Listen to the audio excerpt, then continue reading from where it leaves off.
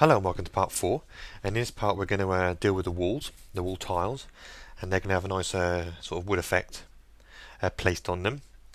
Before I do, this is the scene as we left it after doing the floor. What I am going to do quickly before I start the walls is the bath. I'm going to add a little bit more reflection on that, on the marble there. So we're going to go over to the items list there, make sure the bath is selected, and then here in the tub I'm just going to go over to the material and the reflection amount here 5.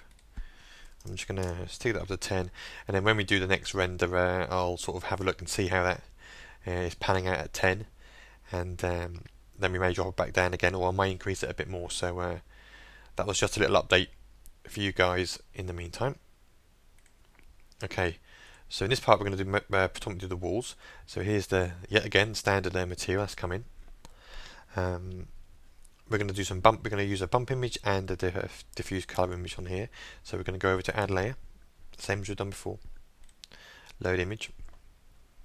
We're still back in the images that come with Modo. We're going to go over to wood, and I want to keep this quite light, this room, because even already from the floor it is actually starting to darken the room up. Now I can see if we keep going the way we are with these darker textures, we're going to have to start bringing the lighting up at the end. So we're going to try and counter that a bit by putting quite a light wood texture on it. So I'm going to use spruce. So first thing I'm going to do is I'm going to bring in the spruce. You can see that's quite a light colour as opposed to like the mahogany, which is quite dark. So we're going to go with the spruce, the PNG. So I'm going to bring that in. I'm going to turn off the anti-aliasing, which we always do, and opacity 100%. We'll leave that on diffuse colour. So I'm also going to add layer, add image map, load image, and I'm going to bring in the spruce bump.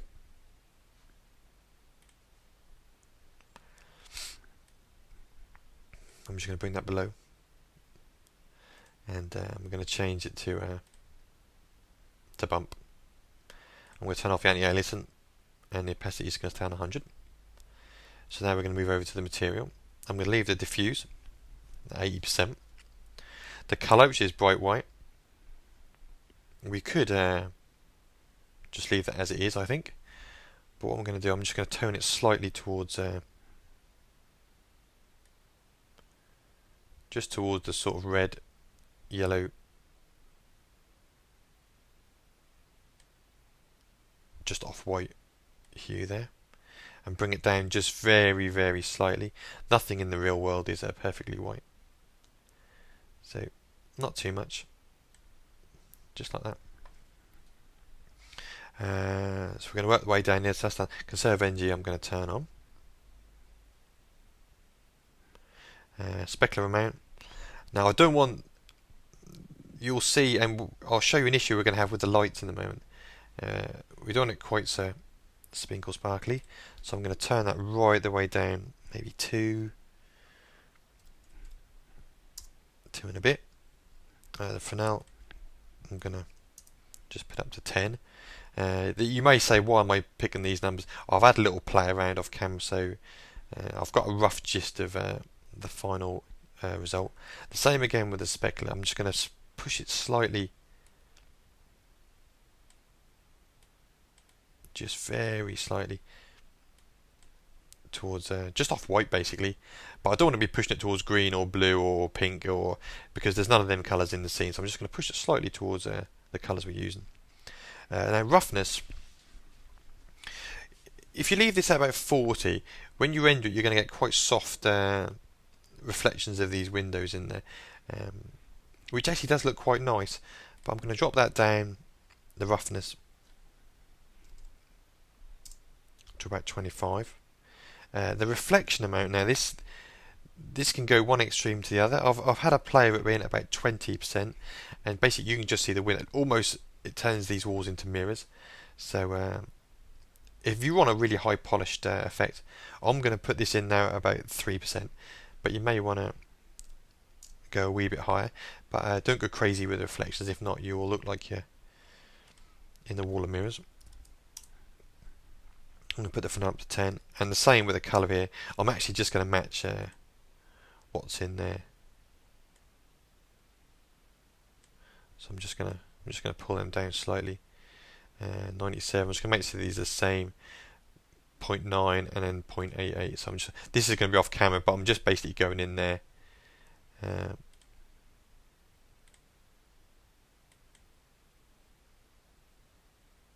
we crashed. Okay, welcome back. Yeah, we had a slight crash there. Modo's being a bit temperamental at the moment. We're on service pack 4 or 5 now, I believe, but it's still when you're clicking around, and that's probably because the screen capture's taken a bit of power as well. It seemed to have died. So what I've done, I've gone back in. I've just brought these images in again, same as we did before, and I'll put the values back in. They may not be the same as they were last time you saw me put them in, but I didn't think you wanted to see me put the same values in again and again and again. So actually, where are we down? We're down to about reflection color, reflection type. I'm leaving it on full scene, and let's just check if there's anything in there. Nothing in there we need to worry about. So I'm happy with those, and we've got those 2 in. So as you can see here, the scene's looking quite nice actually. It's brightened it up a wee bit in comparison to the dark ground. And like I said before, if we'd have had a mahogany type surface on there, it would look a bit grim and dank, I think, in there, to be honest. So I'm now going to do a quick render, because if you look here at these lights, you'll see it looks just really grainy and loads of noise, and you can't actually see, like, you can obviously see that's a reflection of that window there, but it looks pretty messy and pretty dirty there. So and what I'll do now, I'll just pause the video and I'll do a render, and then you'll see it as a bigger version. Then I'll just tell you how you can get around, and it's a very simple thing. It's to do with the lights. So let me just pause the video, and I'll come back when the render's finished. Okay, so there's the render finally made. It's gone up to about 8 minutes now for the render time, so the more and more materials we add and surface, the more time we're going to add to the render time. But as you can see here, the light reflection from the window is quite grainy. If we go down to that window light there, you'll see down here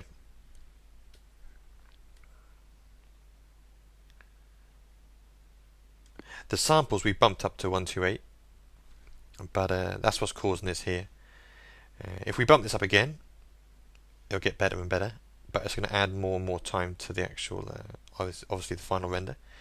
This version here, as you can see, is of the same scene, but this is really smooth and getting nice. And that was with the samples put up to 1024, and that added, well, actually only added an extra minute. That took 9 minutes. That took 8 minutes. So to be honest, it's not actually much of an overhead. At this stage anyway, by adding bumping up, and even still there's still a bit of grain there, but like I said in one of the early parts, we're always going to have some noise, so there's a compromise on how much render time you want to spend. So what I'm going to do, I'm just going to close that window down, and in our backlight there, window light, as it's only adding a minute onto the render time, I'm just going to bump that up for now. So there's the walls done, and when I come back in the next part, we'll start looking at the sync table there and the blocks underneath. So I'll see you for that part back in a moment.